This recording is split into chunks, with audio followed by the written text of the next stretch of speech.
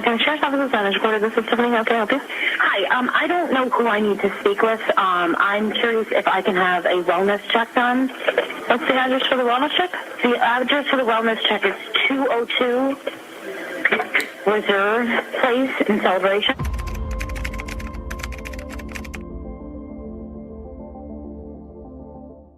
They weren't looking for bodies. They were there to serve a fraud warrant. January 13th, 2020. Deputies and federal agents arrived at a quiet house in Celebration, Florida. Manicured streets, a planned community, the kind of neighborhood where nothing bad is supposed to happen. Their paperwork was routine. Healthcare fraud charges against the man who lived inside. Then they opened the door. The smell hit them before they reached the stairs. From somewhere above came mumbling. They looked up. A man in his underwear stood at the top of the staircase, barely upright, gripping the wall. He told them not to touch him or he would fall. Where was his wife? Where were his children? His wife was sleeping, he said. The kids, he thought maybe they went to a sleepover. He couldn't remember he had been alone in that house for weeks. Have you ever walked into a room and known, before a single word was spoken, that something was irreversibly wrong? That whatever was on the other side of that door, you couldn't unfind it? That's where Agent Melissa O'Neill was standing. What she found upstairs will stay with everyone who heard about it. Subscribe now.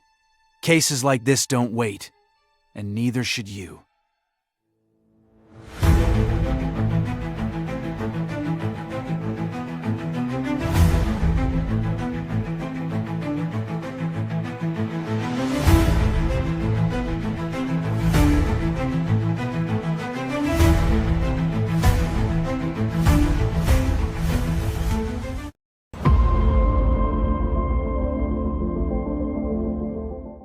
Anthony and Megan Todt were high school sweethearts.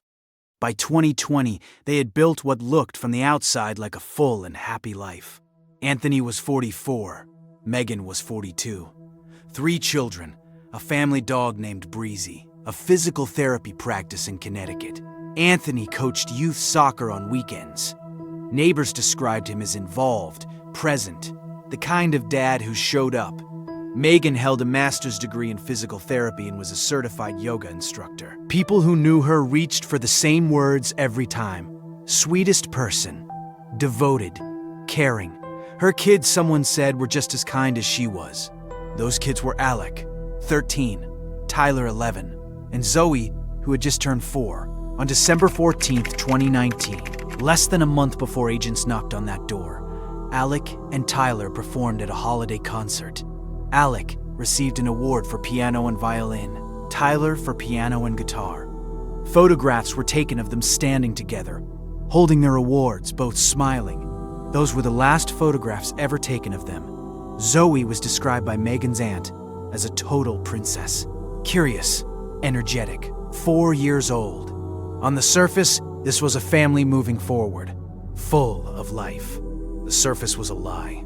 Anthony had been running family physical therapy in Connecticut since 2008.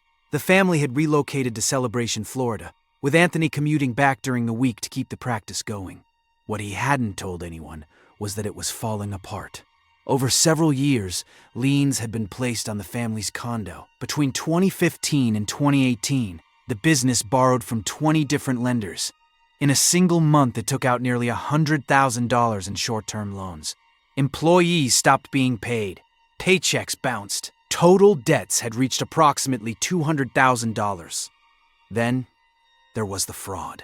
Federal investigators had been building a case against Anthony since April 2019. He had been billing insurance providers for physical therapy sessions that never took place. One family's insurer was billed for 172 hours of treatment after they had already stopped coming in. Medicaid paid out more than $17,000 for those phantom sessions, and more than $20,000 for Saturday appointments at a practice that was never open on Saturdays. When agents first questioned him, he denied it, then admitted to adding stuff to his billing claims. When asked if he had been living beyond his means, he said, "That's the best way to put it." On December 22nd, the landlord filed an eviction notice, over $5,000 in unpaid rent, served on the 26th. Megan, by all accounts, had no idea any of this was happening.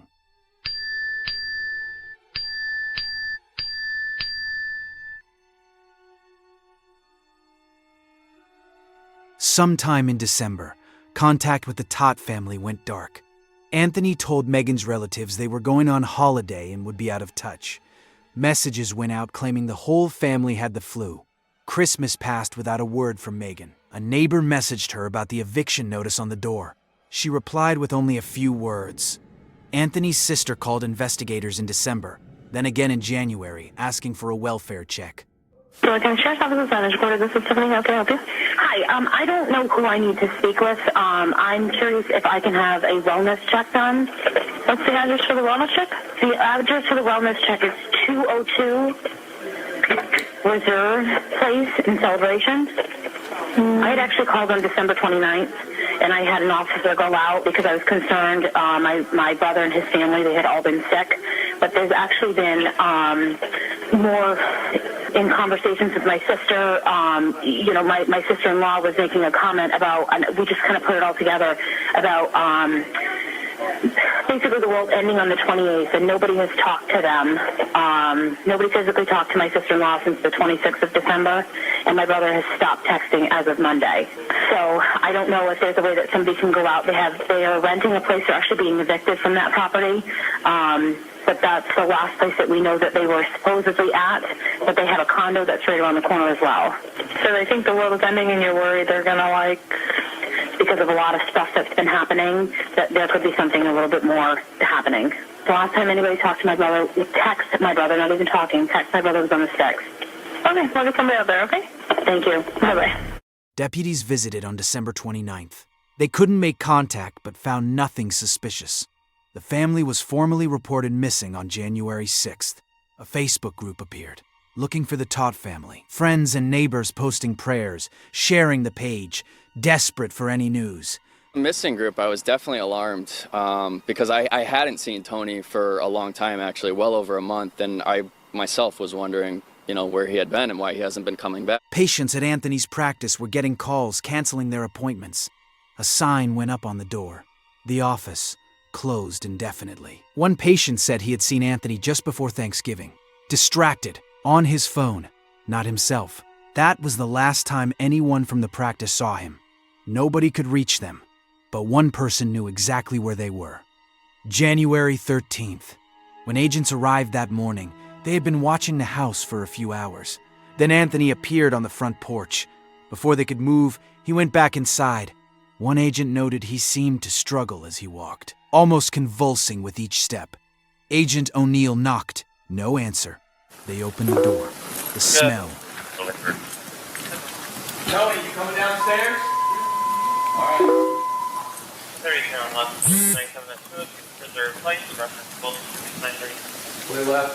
Yeah, upstairs. I think so. Tony, you upstairs? Hey, come downstairs, bud. No. All right. Yeah, take your time. Need some help? All right. Everything's all right, man. Just stay calm. All right.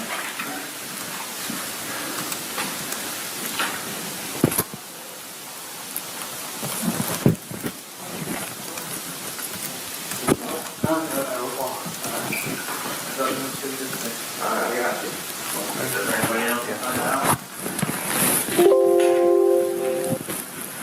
Ready?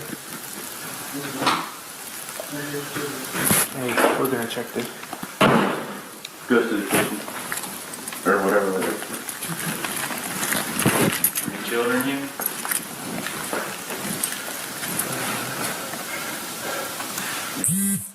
I can't remember if they went to a super last night. Keep coming downstairs. Yeah, like 7-7. Does your wife sleep at?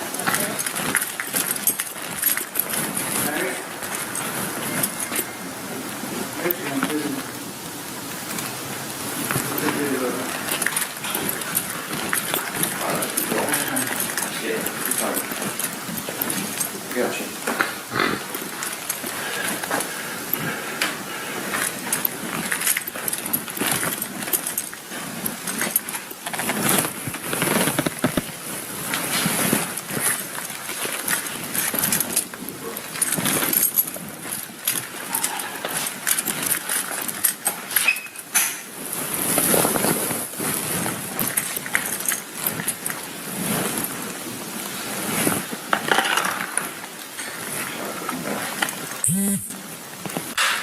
Where's your wife's at? Upstairs. What's up? Oh, you good? You got any weapons on you? Okay. Any needles? Knives, nothing like that? No. Okay. What's your wife's name? Megan. Has anyone heard her talk? No. Megan? Maggie. All right, come on down, buddy.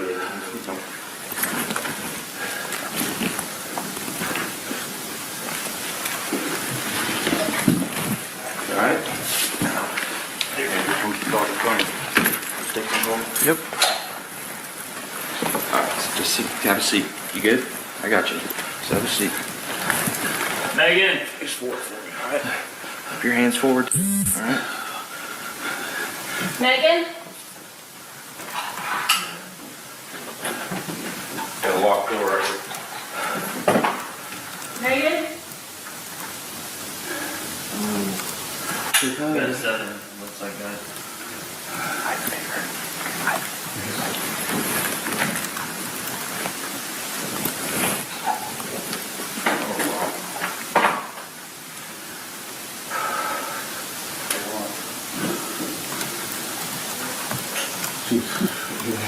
What's that? Sorry, just get yourself. All right, just stay still on it. Hang tight.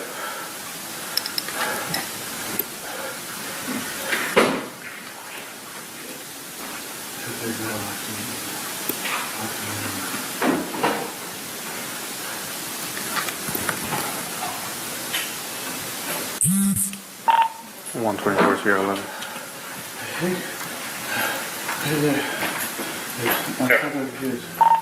Maybe 51 over here, I believe we got 2 single 7. All right, hang tight. You want me to get a chair for you to sit down in? What's that? Hey, can you run out there and grab some gloves? We got it. We still can't find the daughter. What? Where's Zoe? I haven't seen her. She went with you. Oh, no, I didn't see her. I was sleeping. She was in here. I haven't seen anything. Agents asked where his family was. His answers went nowhere. O'Neill and Agent Wen went upstairs. The bedroom door was open. She could see feet. Then another body.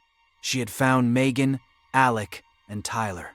There was no sign of Zoe. They searched the rest of the house before going back into the bedroom. She was so little. At the foot of the bed, under a small blanket. Zoe's body was in such an advanced state of decomposition that agents hadn't seen her the first time they walked in. Breezy, the family dog, was also dead. Anthony was taken into custody immediately.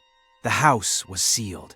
What had started as a fraud investigation was now a quadruple homicide. We've covered cases where one knock changed everything.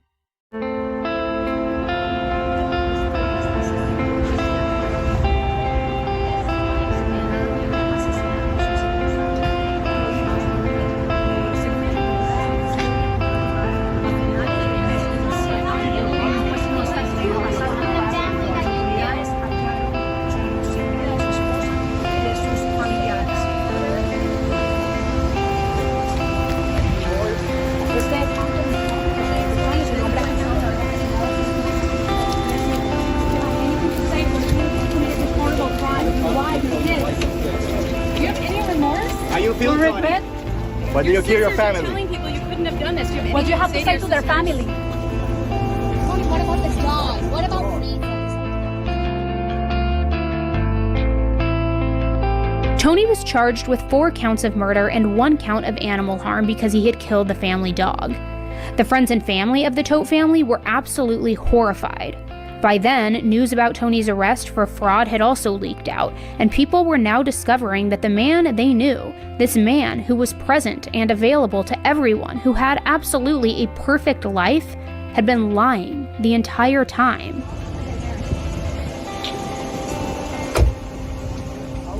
Anthony was taken to hospital. He had taken Benadryl. Once the fog cleared, investigators noted how calm he was, almost cooperative. The medical examiner determined that Megan, Alec, Tyler, and Zoe had been drugged with Benadryl and then killed. The state of decomposition was so advanced that blood could not be used for toxicology. Investigators worked with liver, brain, chest fluid, and hair samples instead. The stab wounds on the boys were inflicted post-mortem. One of the boys had fought back, a long scratch on his neck. His hands were covered in blisters and cuts. We go into Alec's room. We're just in there, just eyeing each other, just gaining the confidence. I stabbed him, and he started kicking. Was trying to get up, and I reached around with my hand and held his nose in his mouth. Alec was found holding rosary beads. After their deaths, Anthony had used their phones to send messages to relatives, keeping the appearance that the family was alive. He had also left the house on several occasions to buy alcohol, to check the mail, to get fast food. The bodies had been in that house since before Christmas. 2 hunting knives, 2 boxes of Benadryl tablets, a bottle of antihistamine syrup, boxes found in the rubbish, and something else, arsenic, discovered inside the home. Anthony claimed he had no idea it was there. When detectives sat down with Anthony Todt, they were not prepared for what came out of his mouth. He said it was a suicide pact. Megan had been struggling with her health for years. Lyme disease, multiple miscarriages. Tell me what happened. My wife is, I want to say, chronically ill. The liver issues and all that kind of stuff. And what was told to me is that when people died, they go to different aspects. And then sometimes never meet up in the light energy aspect. Over time, he said, she had become fixated on reincarnation. They researched together, watched videos, read, and somewhere in all of that they arrived at a belief. The apocalypse was coming. If the family died together, burned their karma, they would be granted salvation. They would never be separated. She began watching these videos, talking about the afterlife. We started researching, and then we started finding more about the world is coming to the end, the apocalyptic end, to avoid this, to all go together. Die together? Die together, that's correct. Because my wife's been chronically ill for a while, this really appealed to her, maybe the salvation and everlasting life. He said the children had been told. When asked how they would feel if their parents died, their response, according to Anthony, was, "We don't want you to die. We want to die with you." I sat down and talked with the boys and Zoe just on, what would happen if mommy died, how would you feel, what happened if daddy died, what would you feel? And because his responses was like, we don't want you to die, we want to die with you. They tried a pudding pie first, laced with Benadryl. Nothing happened. Then came the night it did. Zoe was first. He sat beside her for 2 to 3 hours, working up to it. Then, he placed a pillow over her face. "How long did she kick?" the detective asked. "Only a couple of minutes," he said. Alec was next. Megan held his feet. Anthony did the rest. She left the room midway through. Alec fought back. He kept rolling, kept moving. Anthony pressed a pillow to the back of his head and held it until he stopped. Tyler was 11. Anthony said it went quickly. Then, Megan. Meg wanted to go. Okay. So we had decided, I said, what do you want me to get wine? What do you want to help calm this down? So it won't hurt as much. We had some spray stuff, and so she could use that instead.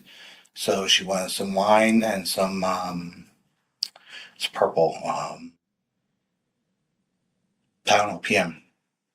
She started taking that a little bit. Gave her the knife. I laid next to her and she put the knife into her stomach. Okay. And I said, "Did you get the spot?" It's right here. "Yeah, I feel it." Okay. We're laying there for 45 minutes. It's supposed to take about 10 minutes, what everybody says.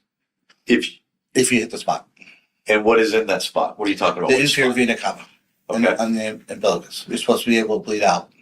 They say 1 to 4 minutes, but under 10 minutes. And what are you specifically targeting within that area? The inferior vena cava. Okay. It's the big blood return. Okay. It's a large vessel and you bleed out in your abdomen. It's quick. All right. Okay. How much did she consume? Wine or I'm assuming, is it grape flavored? You keep saying purple. Yeah, the first one was grape flavored. What do you mean first one? She had a glass of wine with the stuff. Okay. We were laying there for about 45 minutes after she stabbed herself. She says, I feel nothing happening. I said, okay, this is good. What do you want to do? She said, do we have any Benadryl? I said, we have liquid Benadryl. She goes, let me have that. Let me try some of that. Maybe that'll put me to sleep or let me go sooner. Mm-hmm. So she was drinking liquid Benadryl. And I was checking back on her, give her some peace. Walked around, came back, came back. And at one point I thought she had passed from doing the Benadryl. Nope, she was still there. And she had sat up. What makes you think she passed? She was very quiet. There was no motion. I couldn't see her abdomen going up and down. This is from afar without even me going up to see her. Mm-hmm. Okay. Was her eyes open? Eyes were closed. She communicating with you? At that, when I came up, I was like, Meg? She was like, I'm here. And I said, okay. So I said, what do you want to do? You want to try more Benadryl? Do you want the knife back again? What do you want to do?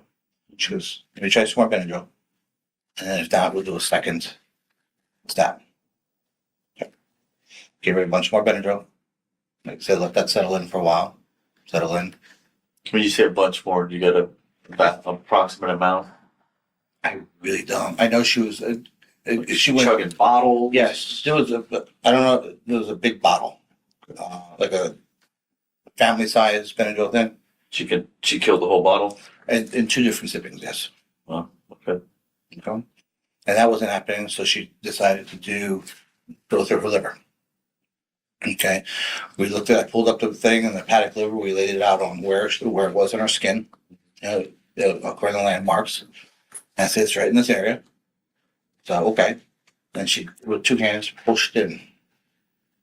And you heard like a little click as if it went through something. Okay. So I was like, okay, sounds like it went through the liver. That's good. Okay. She pulled it out. She put the knife right next to her. And I just laid with her. And I laid there and held her. And we just waited. It seemed like hours went by, nothing else happening. I got up. I wanted to check on our boys and our little one and make sure everything was going okay in the house. Everything was okay. Came back and she's sitting up at the edge of the bed.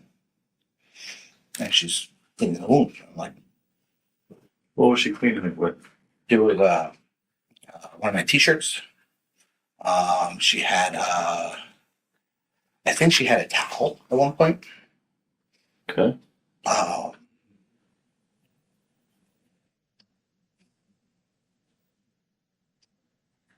But she was definitely, but she was up, she was washing it, rinsing it at one point.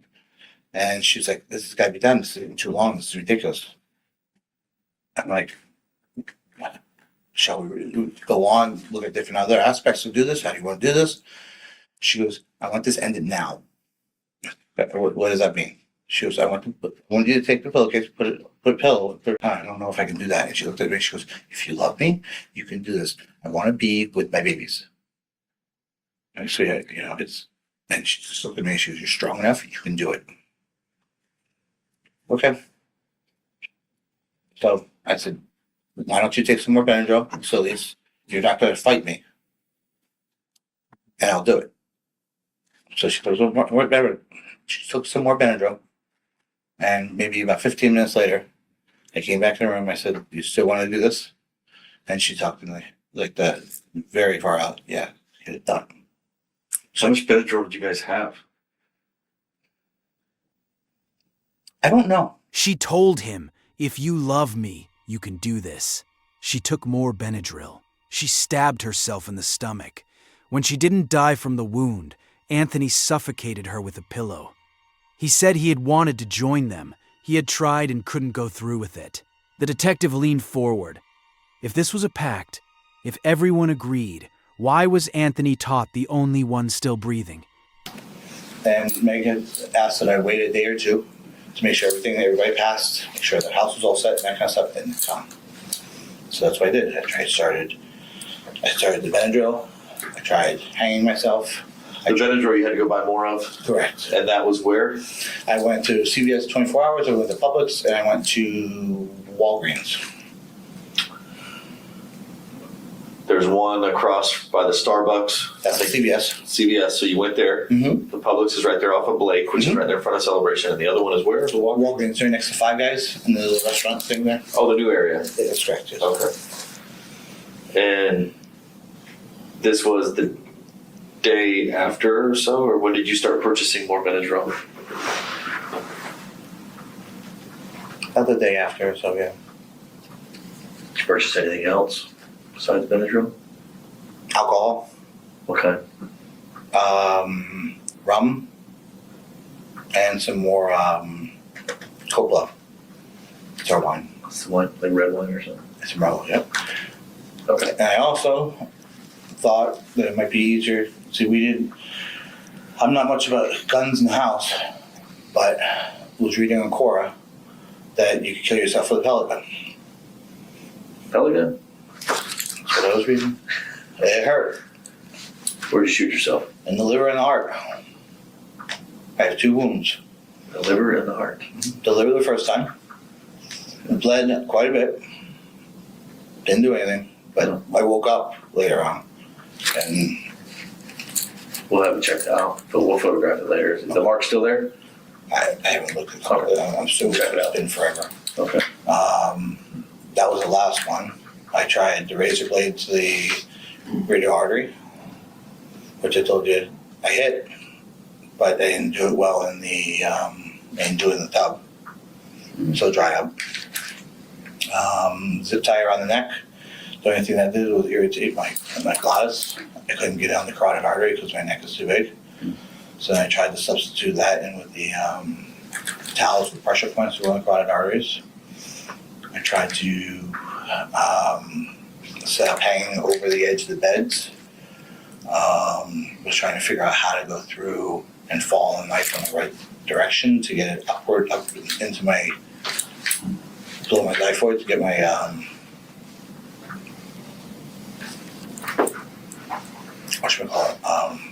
diaphragm.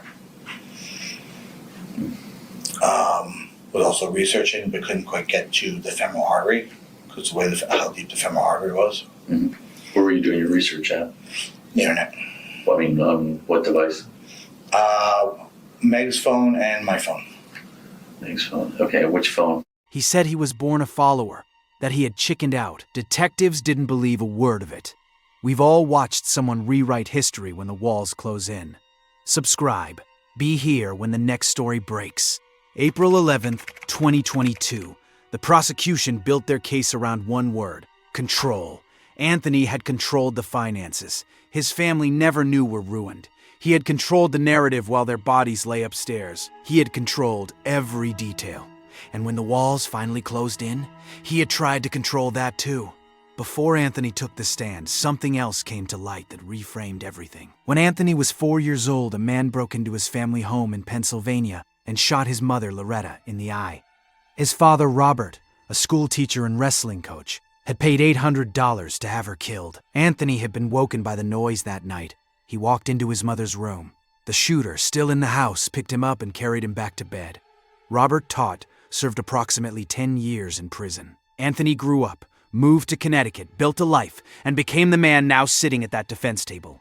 The prosecutor told the jury, the little boy who witnessed that became this. Anthony took the stand as the defense's only witness. He told the jury his wife had killed the children, that she had stabbed herself in front of him, that he had been trying to protect her memory with his earlier confession. You told detectives that you went into Zoe's room, gathered the courage, and you rolled over on top of your daughter until she suffocated. Isn't that what you told law enforcement? Is this a yes or no question, or do you want the answer? Yes or no question. That is what the video, yes, showed you. And your testimony here today is that Megan did it. Megan killed Zoe. The prosecution was direct. Everything you told detectives. Is that not true? He said he didn't remember giving those interviews. Said he had fallen down the stairs and hit his head. I don't remember anything pretty much over Christmas and the first week I got here. I don't remember coming here. I don't remember anything after the events would happen. I have no idea where I was, where I am. The only thing I remember is being at the hospital While Anthony sat in jail, the story began to shift. In phone calls to his sister, he said he hadn't been there when his family died, said he had no memory of the weeks following the murders. I want you to know a couple things. That I absolutely loved, honored, and obeyed Megan through everything. Because last things will come out. You should talk about it right now. Realize that, okay? In a 27-page letter written from jail, scanned by prison officials, and later obtained by the Orlando Sentinel through a public records request, he blamed Megan entirely. She had given them the pie. She had separated the children. She had killed each one herself. He filed a $9.9 million lawsuit over the letter's release, arguing his rights had been violated. His defense moved to suppress his confessions. The first interview was thrown out. Detectives had failed to properly inform him of his Miranda rights. The other two were admitted. The judge also blocked any reference to Anthony's mental health, ruling it irrelevant to the case. Trial was set for April 2022. The jury watched the interrogation footage. They heard him walk detectives through each death room by room, child by child, calmly and in detail. The jury deliberated. They deadlocked. The judge delivered an Allen charge, an instruction urging them to keep going, to re-examine their positions. April 14, 2022. Guilty. 4 counts of first-degree murder. Guilty of animal cruelty. State of Florida versus Anthony John Todt. We, the jury, find the defendant guilty of first-degree murder as charged in the indictment. We, the jury, find the defendant guilty of cruelty to animals. Anthony shook his head. I did not do this, he said. I love my kids. They were the center of my universe. This was a personal catastrophe in everybody's life in my family, including myself. I maintain my innocence. I loved my wife. I loved my children. I was not there the night my children died. The judge was unmoved. The jury has unanimously determined that you, Anthony John Todt, are a destroyer of worlds. Life in prison without the possibility of parole. 4 consecutive sentences. Megan's aunt and godmother, Cynthia, spoke at sentencing. She described the controlling phone calls during girls' days out, Anthony ringing over and over until someone picked up. She described the children in the celebration community, so shaken by what had happened that they began asking their own fathers, "Are you going to kill me?" Tony crushed his whole family by doing this, she said. All I have is pictures and memories. Anthony's father, Robert, watched the trial from home. He reflected on the night Anthony was 4 years old, standing in his mother's doorway. He saw the gun, he saw the guy. He saw everything, he said. I gave up on the position as dad. The last images of Alec and Tyler were taken on December 14th. 2 boys with awards in their hands standing next to each other smiling. Zoe was 4 years old. A family home is supposed to be the one place the world can't reach you, the one place where you are safe. In this case, the danger had already been living there for years. Quietly, behind a smile, beneath a surface that looked from the outside completely fine. Megan Todt never saw it coming. Neither did her children. And that is what makes this case impossible to forget. If you're not subscribed, you missed how this one started. Don't let that happen again. Subscribe. And if something's holding you back, drop it in the comments.